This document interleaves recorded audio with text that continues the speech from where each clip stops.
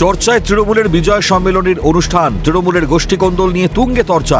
গোসাবার block Trinamool কংগ্রেসের আহ্বানে বিজয় সম্মেলনের অনুষ্ঠান, যেখানে দলীয় নেতৃত্ব ও কর্মী সমর্থকরা উপস্থিত থাকলেও দেখা মিলল না স্থানীয় সাংসদ প্রতিমা মণ্ডল ও বিধায়ক সুব্রত মণ্ডলের। স্থানীয় সাংসদ বিধায়কের অনুপস্থিতি নিয়ে উঠল একাধিক প্রশ্ন।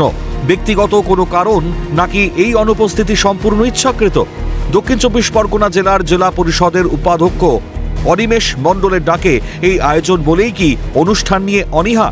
যদিও এ ব্যাপারে স্পষ্ট কোনো জবাব দিলেন না সুন্দরবন সাংগঠনিক জেলা সভাপতি জয়দেব হালদার।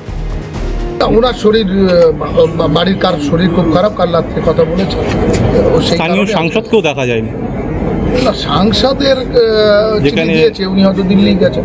মমতা ব্যানার্জি, অভিষেক বন্দ্যোপাধ্যায়ের নেতৃত্বে বাংলার তৃণমূল ঐক্যবদ্ধ।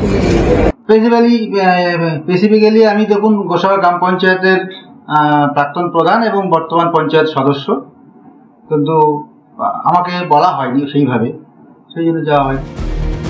অনুষ্ঠানে ভিড় বাড়ানোর জন্য সাধারণের নদী পারাপারেও নাকি জারি হয়েছিল নিষেধাজ্ঞা। জেলা পরিষদের উপাধ্যক্ষ অনিমেষ মণ্ডলের বার্তা, অনুষ্ঠান চলাকালীন বোট চলাচল বন্ধ রাখতে হবে। তৃণমূলের বিজয় সম্মেলনে ঘিরে ক্ষোভ প্রকাশ বিজেপির। সাধারণ মানুষকে জোর করে আটকে রাখার চেষ্টা চলছে বলে দাবি বিজেপির। এরা লুটপাট ছাড়াও তোলাবাজি করে, এরা ঠিক করতে পারছে না কাদের সঙ্গে থাকলে এদের ঠিক ভাগ বাটোয়ারাটা এরা বুঝে পায়। যদিও এই বিতর্কের আবহে মুখে কুলুপ স্থানীয় সেই সাংসদ প্রতিমা মণ্ডল, বিধায়ক সুব্রত মণ্ডলের। এমনকি বিরোধীদের তোলা গোষ্ঠীদ্বন্দ্বের অভিযোগও মানতে নারাজ জেলা তৃণমূল নেতৃত্ব। তাদের দাবি সবটাই নাকি বিরোধীদের চক্রান্ত।